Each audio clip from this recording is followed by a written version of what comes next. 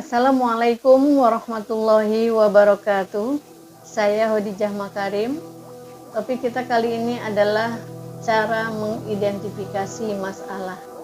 Masalah yang dimaksud dalam hal ini adalah masalah penelitian yang biasanya adalah untuk menulis skripsi. Jadi dikhususkan untuk teman-teman yang akan menulis skripsi dan kemudian ada keraguan ataupun ada keinginan untuk mengidentifikasi masalah tapi masih bingung bagaimana caranya. Juga ada beberapa pertanyaan di kolom komen itu sering bertanya tentang bagaimana cara mengidentifikasi masalah. Apakah identifikasi masalah itu harus negatif atau boleh positif? Itu ada beberapa pertanyaan mengarah seperti itu. Nah, pada kali ini saya akan menyampaikan bagaimana cara mengidentifikasi masalah. Identifikasi itu sebetulnya di dalam kehidupan sehari-hari juga sering dilakukan oleh banyak orang misalnya. Sebagai contoh misalnya kalau teman-teman ada yang, maaf nih untuk gampangnya aja, misalnya ada yang kehilangan motor di kampus misalnya, kemudian lapor kepada satpam misalnya atau kepada polisi misalnya, itu akan diidentifikasi.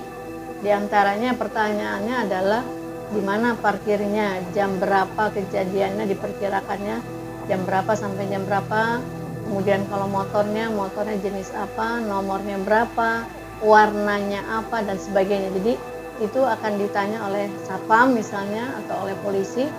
Itu yang disebut identifikasi. Jadi diidentifikasi dulu motornya itu seperti apa dan sebagainya, tempatnya, kemudian warnanya, nomor motornya dan sebagainya. Itu adalah proses mengidentifikasi masalah dalam rangka menyelesaikan. Selesai itu artinya dicari kemudian ditemukan. Bisa ketemu, bisa juga tidak misalnya. Nah, dalam hal ini saya sampaikan untuk apa misalnya kita melakukan identifikasi masalah. Yang pertama, identifikasi masalah ini adalah merupakan bagian dari proses penelitian. Itu harus dipahami dulu. Dan kemudian yang kedua, kenapa merupakan bagian? Karena yang kedua ini perannya sebagai pedoman di dalam merumuskan masalah penelitian. Jadi sebelum pada tahap merumuskan masalah penelitian, seorang peneliti harus mengidentifikasi dulu. Jadi masalahnya apa, diidentifikasi, baru masuk pada tahap perumusan masalah. Kemudian yang ketiga, identifikasi masalah ini adalah sebagai upaya mendefinisikan masalah. Jadi kalau tidak diidentifikasi, kita tidak dapat mendefinisikan masalah. Sebetulnya masalahnya itu apa, ke arah mana gitu ya, supaya lebih fokus. Itu yang ketiga, yaitu sebagai upaya mendefinisikan masalah.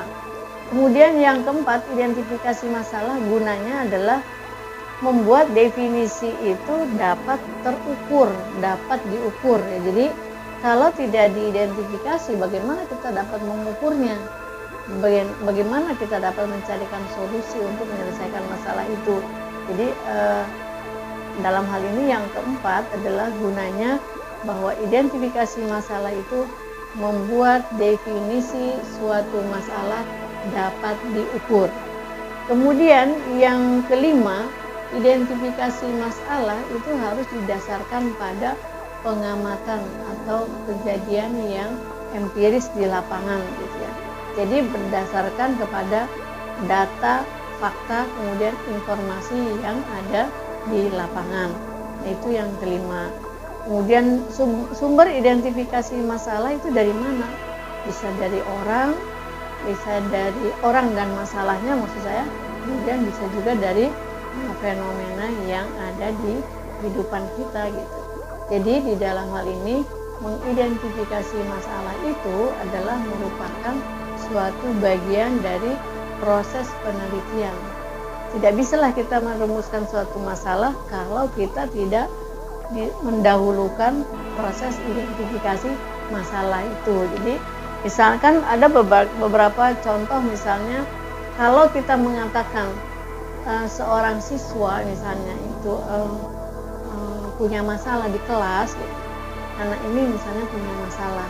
Masalah apa? Kesulitan belajar. Nah, identifikasinya apa?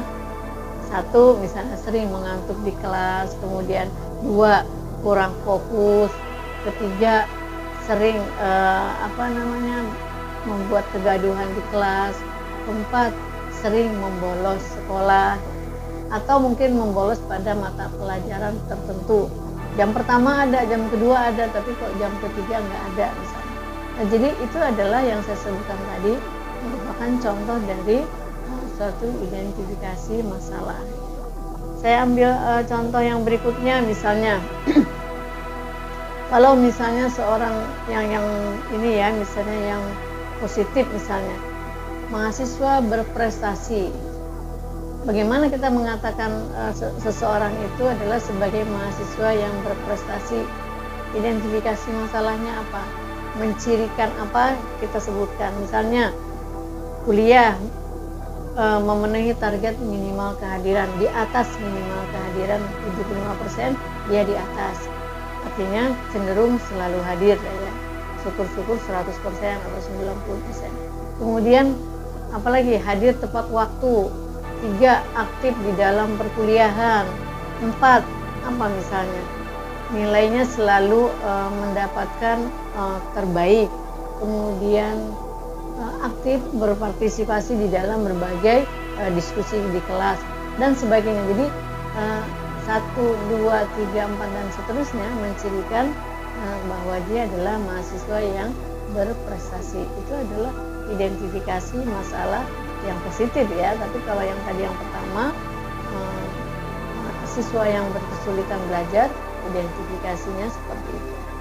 Nah, kalau kita lihat misalnya, saya ulangi lagi, jadi kalau teman-teman akan merumuskan masalah, kalau tidak melalui identifikasi dulu, nanti masalahnya nggak fokus. Ya, jadi lakukanlah identifikasi dulu. Lakukan aja, buat aja yang banyak dulu. Misalnya kalau ada 8 poin, tulis saja dulu identifikasi masalah yang kamu temukan di lapangan. Nanti begitu akan ditulis perumusannya, ambil misalnya dari 8 itu yang paling mengarah kepada perumusan masalah yang berapa, ambil 5 misalnya. Nah, seperti itu. Jadi harus didahului dengan identifikasi masalah dulu, baru tahap berikutnya adalah merumuskan masalah penelitian, yaitu dalam bentuk pertanyaan-pertanyaan.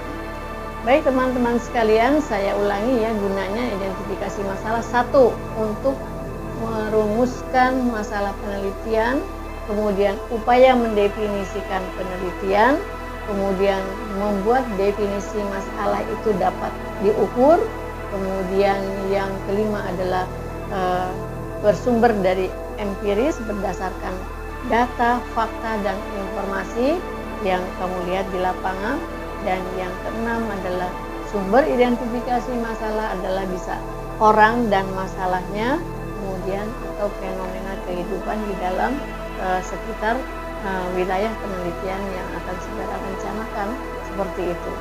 Baik teman-teman sekalian, sekali lagi jangan lupa berlatihlah menulis identifikasi masalah, dan setelah itu kalau identifikasi masalahnya sudah fokus, baru masuk ke tahap perumusan masalah. Jika itu dilakukan, insya Allah perumusan masalahnya sudah bagus dan fokus juga. Jadi dapat diukur nanti akan seperti apa pelaksanaan penelitian. Oke, mudah-mudahan ini bermanfaat. Sekali lagi, sampaikan kepada teman-teman yang lain yang membutuhkan, share. Mudah-mudahan nanti akan bisa saling memperbaiki. Mungkin dalam kelompok kamu, misalnya satu pembimbing, setelah mengidentifikasi, satu sama lain saling melihat, memperbaiki. Kalau identifikasinya sudah bagus, baru dilanjutkan ke perumusan masalah. Oke, jangan lupa subscribe, like, dan komen. Mohon maaf bila ada kesalahan. Assalamualaikum warahmatullahi wabarakatuh.